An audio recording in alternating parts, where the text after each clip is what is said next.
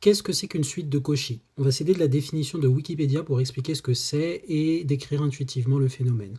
Une suite de Cauchy, c'est une suite de réels Rn telle que la limite quand P et Q tendent vers l'infini, tous les deux en même temps, de la valeur absolue de Rp moins Rq égale 0.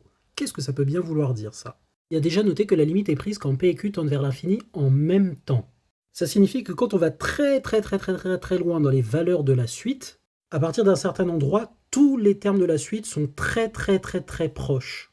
Peu importe d'ailleurs les termes que vous prenez à partir de cet endroit. C'est pour ça qu'on donne généralement la définition epsilonique suivante. Pour tout epsilon strictement positif, il existe un rang n à partir duquel, quand P est plus grand que n et Q est plus grand que n, on a que Rp moins Rq est inférieur à epsilon. Donc tous les termes sont proches à epsilon près à partir d'un rang. Ça traduit en fait un phénomène de rapprochement entre les termes de la suite. Tel quel, ça n'implique évidemment pas qu'il y ait une limite, juste que les différents termes de la suite soient très proches en distance les uns des autres. On note aussi la deuxième définition qui dit que pour tout n plus grand que n et pour tout k positif, Rn plus k moins Rn est inférieur à epsilon.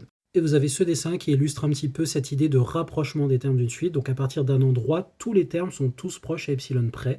Et vous avez ici un exemple d'une suite qui n'est pas de Cauchy, puisque quand on va très loin, on peut trouver des termes dont la distance n'est pas inférieure à epsilon. Ici, par exemple, les traits en rouge ne semblent pas diminuer, ce qui veut dire qu'on aura certains termes qui seront toujours distants d'à peu près tout ça, aussi loin qu'on aille dans les valeurs de la suite.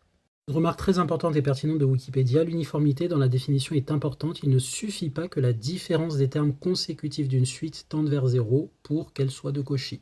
Par exemple, la série harmonique vérifie que la différence des termes consécutifs est égale à 1 sur n plus 1, et ça tend bien vers 0. Et la série harmonique n'est pas une suite de Cauchy, elle n'est même pas bornée. Cette remarque pour souligner l'uniformité ici en P et Q. Ici, vous n'avez pas juste n plus 1 et n, genre Rn plus 1 moins Rn, mais Rp moins Rq pour les deux tendant vers plus l'infini. Et donc intuitivement, on a l'impression que ce truc va converger, puisque si les termes se rapprochent les uns des autres, ils vont bien se rapprocher de quelqu'un.